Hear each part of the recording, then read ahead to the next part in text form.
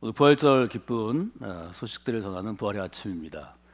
사연자가 칸타타로 부활의 스토리를 음악을 통해서 또 노래를 통해서 연주를 통해서 우리에게 전했기 때문에 우리가 부활절이 왜 중요한지를 다시 한번 마음에 새기는 여러분들이 되시면 좋겠습니다. 한 사람이 태어나는 걸 우리가 생일이라고 부르는데요. 이 생일을 아주 귀하게 여깁니다. 또 지금 이제 우리 상황에서는 내가 누구인가를 증명할 일이 있는데 그 사람이 누구인가를 증명할 때 중요한 요소 중에 하나가 태어난 일시, 생년월일 그리고 거기에 부과되는 우리는 주민등록번호인데요. 아이디 번호를 가지고 이 사람이 진짜 누구인가 뭐 증명할 때 쓰는 것을 여러분이 보게 됩니다. 또 생일만큼 중요한 날이 사실은 우리가 이 땅을 떠나는 날, 즉 죽음의 날인데요. 이 죽음의 날도 우리에게는 참 중요합니다. 그래서 우리 문화권에서는 유교의 영향을 받아서 이제 제사를 드리는 일이 굉장히 중요한 그러한 우리의 일종의 관습으로 지금도 남아 있는 것을 여러분이 기억하실 수 있습니다. 교회 안에서도 교회력, 교회의 일종의 역사와 연보를 따지는 교회력에서도 우리 성탄절을 이제 고정해서 12월 25일로 지키고 있습니다. 예수님 오신 날이죠. 예수님께서 이 땅에 십자가를 지신 날은 저희가 특별히 기념일로 정하지 않고 부활의 날, 부활의 아침을 기념일로 정한 것을 여러분이 기억하실 수 있습니다.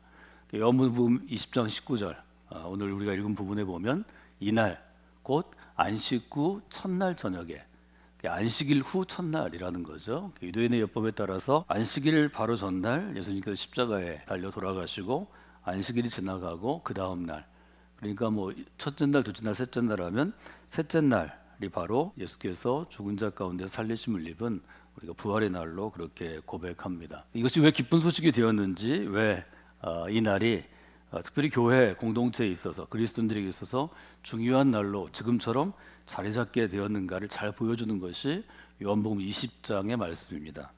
요한복음 20장의 말씀은 부활의 사건이 있고 난 다음에 이전에 십자가의 그리스도만을 알던 제자들이나 가까이 있던 사람들이 부활하신 주님을 만난 다음에 그들의 믿음 가운데 어떤 또 다른 변화가 있었습니다. 그 변화는 일종의 성장하는 변화이고 그 변화는 더 믿음이 깊어지는 성숙하는 변화를 우리가 볼 수 있었기 때문이라는 것을 우리가 볼 수 있습니다. 예수님과 함께 했던 제자들이 처음에 예수님을 따를 때 굉장한 흥분과 또 기대 가운데 또 소망 가운데 따르게 되었을 것입니다.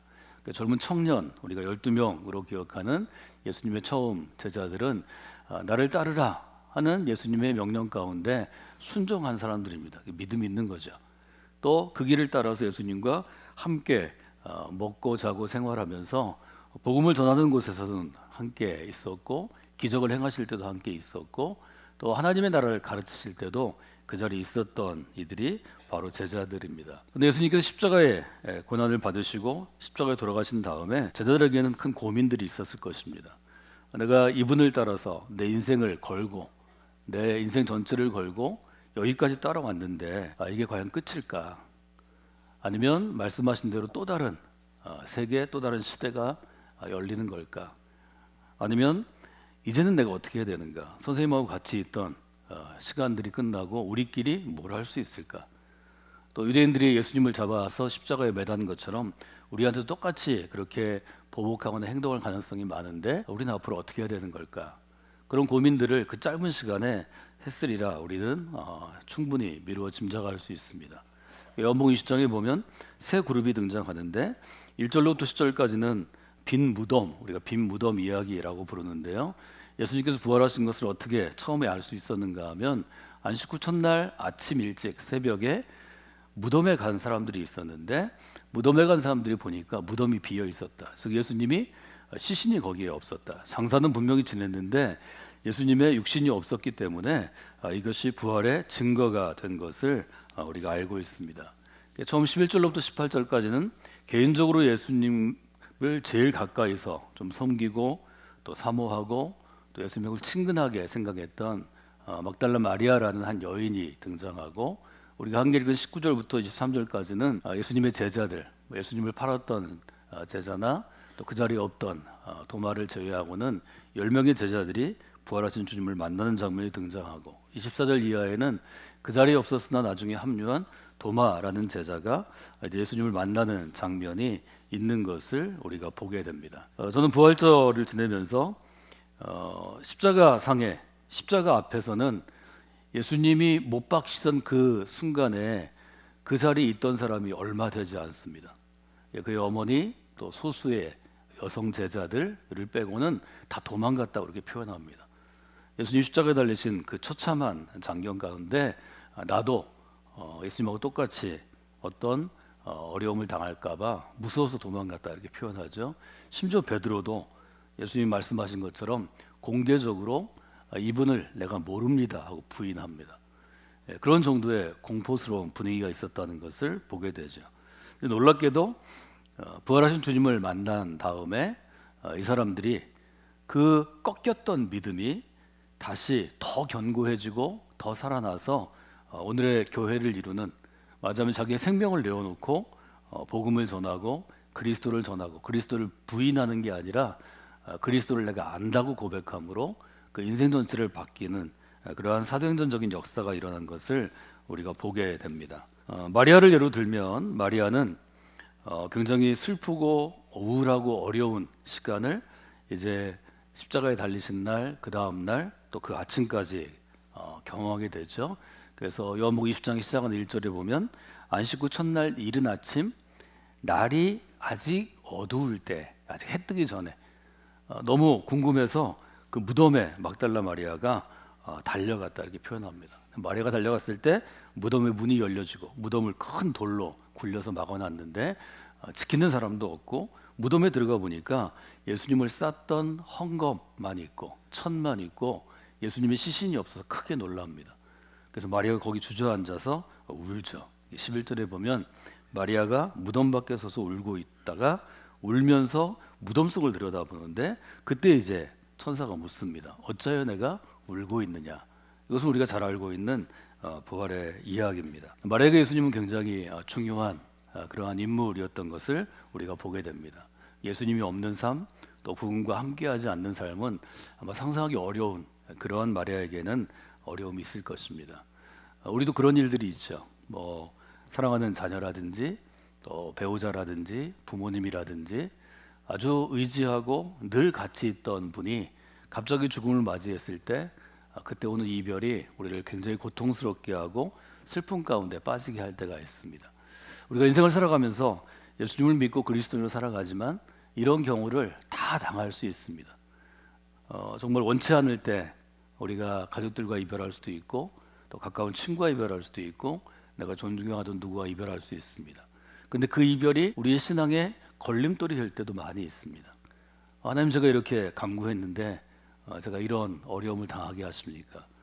사람에서 오는 슬픔을 경험하고 또 슬픔을 극복하는 것은 쉬운 일이 아닙니다.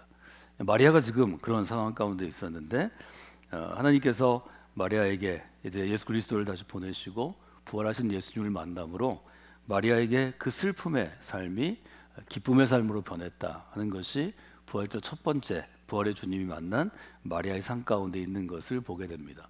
혹 여러분이 신앙생활하면서 또 인생의 길을 걸어가면서 극복할 수 없는, 인간이 어떻게 견딜 수 없는 슬픔 가운데 있을 때 그 슬픔을 이기게 하시는 부활의 주님을 여러분이 만나시고 또 그 부활의 주님의 능력으로 슬픔을 극복해서 슬픔이 기쁨이 되는, 우리의 울음이 웃음이 되는 그러한 놀라운 변화의 역사를 여러분들이 체험하시는 분들이 되시면 좋겠습니다. 제자들은 어떤 삶 가운데 있었나요? 여기 보면 우리가 함께 읽은 19절로부터 23절에 보면 제자들은 두려움 가운데 빠집니다. 19절에 보면 제자들이 유대인을 두려워하여 모인 곳의 문들을 닫았더니라고 표현되어 있습니다. 여기 문을 닫다라는 단어, 헬라어 단어는 그냥 문을 이렇게 열린 문을 미닫이 문 닫듯이 닫는 게 아니고 예를 들면 우리가 도둑이 오는 것을 방비하기 위해서 또 누가 올 것 같으면 그 문을 꽁꽁 잠그죠. 대문에다가 쇠사슬을 꽁꽁 매고 자물쇠를 채우는 것처럼 이중 삼중으로 이렇게 닫는 걸 의미합니다. 그러니까 제자들이 얼마나 무서워했는지, 또 제자들을 누가 찾아올까봐, 또 붙잡아 할까봐, 체포할까봐, 똑같이 매로 때리고 십자가에 매달아 죽일까봐 제자들이 굉장히 고통스러워했다는 것을 우리가 보게 됩니다. 신앙생활하다가 우리가 이런 공포나 두려움 가운데 빠질 때가 있습니다. 지금은 굉장히 평온하고 우리 신앙의 자유가 있어서 그런 것 같지만, 예를 들면 중국이 어느 곳에, 또 터키의 어느 곳에, 또 우리가 특정 국가를 지칭하지 못하지만 반그리스도적인 그리스도적인 인정하지 않는 어떤 곳에서는 늘 이렇게 두려움과 공포 가운데 신앙생활을 할 수 있습니다. 우리에게도 그런 날이 한국에서 있을 수 있겠죠. 여러분들이 혹시 신앙생활하면서 그런 날이 있을 때는 이 제자들의 모습을 보고 제자들에게 함께 하시는 부활하신 주님의 모습도 보시면 좋을 것 같습니다. 두려워 있는 제자들을 향해서 우리 같으면 좀 혼낼 수 있을 것 같습니다. 내가 너희들하고 같이 있을 때 이런 가르침을 주었고 이렇게 훈련 받았고 이런 기적들을 체험했는데 이 뭐가 두렵다고 그렇게 있느냐. 자기를 부인하고 자기 십자가를 지고 나를 따라올 때 내 목숨까지도 제가 주님께 바치겠습니다. 너희들이 다 결단했는데 이 두려워서 문을 꼭꼭 걸어 잠그고 이렇게 숨어 있으면 어떻게 하냐 이렇게 물어볼 수 있습니다. 근데 예수님께서는 19절에 보시면 제자들 가운데 어떤 형식으로 오셨는지 모르지만 가운데 호련히 나타나셨고 너에게 평강이 있을지어다 하고 제자들을 먼저 이렇게 위로하고 또 마음을 만져주시는 주님을 만나게 됩니다. 어떤 공포 가운데, 어떤 두려움 가운데, 어떤 시련 가운데 있을지라도 여러분이 주님을 바라보시면, 또 주님이 여러분을 찾아오시면 먼저 주시는 것이 평강입니다.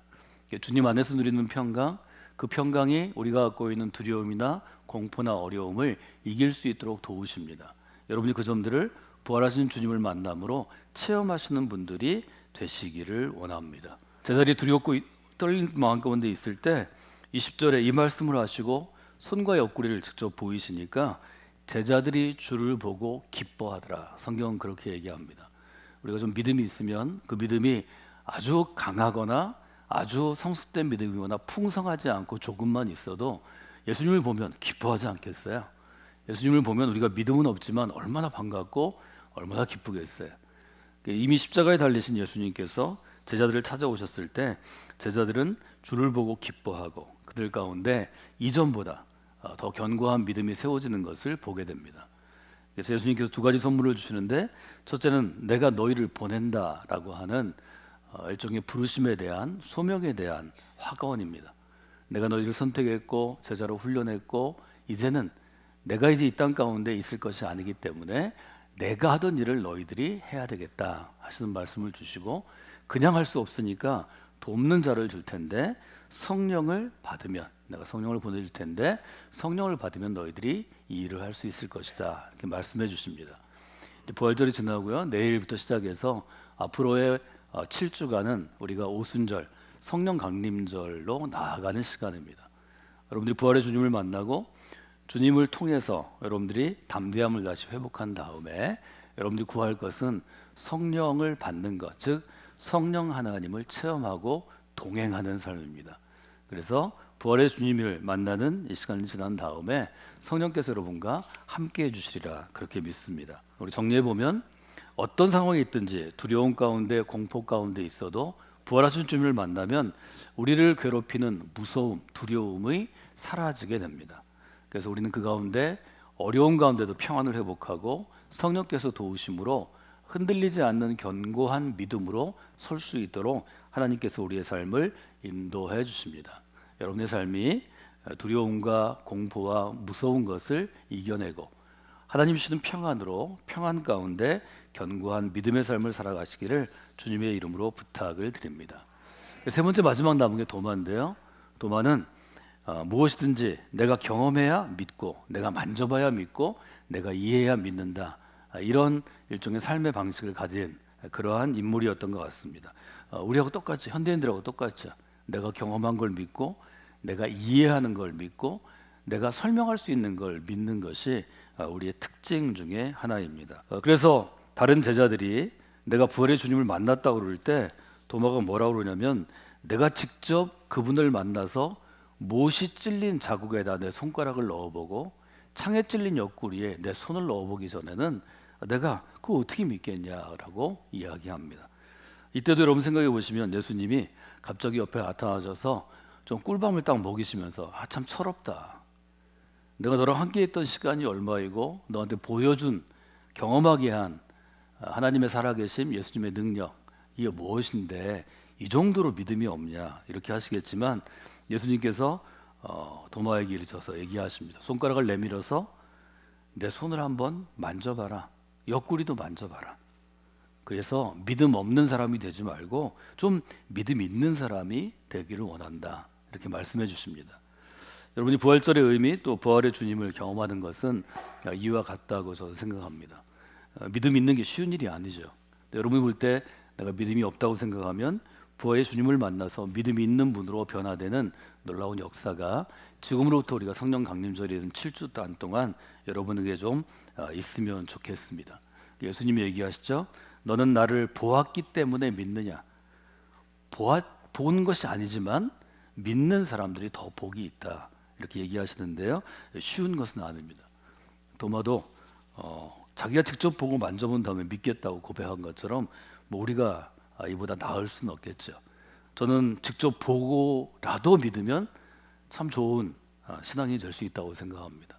부활의 주님에게 여러분이 나가셔서 좀 믿을 수 없으면 제가 좀 만져보기를 원합니다, 제가 직접 보기를 원합니다, 이렇게 좀 염치 없지만 얘기라도 해서 여러분들이 더 믿음에 확신이 있는, 또 견고한 믿음으로 나아가는 분들이 되시면 좋겠습니다. 그래서 우리가 부활하신 주님을 만나면 의심 가운데 있던 사람들이 의심이 확신으로 바뀌는 경험을 하게 되고, 믿음 없는 사람이 믿음 있는 사람이 되는 경험을 하게 된다는 것이 부활절의 사건이고, 또 우리가 부활절에 경험하는 일들입니다. 슬픔 가운데 있던 마리아처럼, 두려움 가운데 있던 제자들처럼, 의심 가운데 있던 도마들처럼 사실은 이 세 가지는 우리에게 모두 있는 것입니다. 때때로 우리는 무엇을 잃어버리는 슬픔 때문에 예수님으로부터 멀어질 때가 있습니다. 내가 편하게 살고 싶은데 내가 어떤 시련, 고통, 어려움을 받는 것 때문에 예수님으로부터 멀어지는 경우가 많이 있습니다. 내가 잘 믿고 싶다고 얘기하면서도 내 마음속에서 있는 의문이나 어떤 질문 때문에 예수님으로부터 멀어질 때가 있습니다.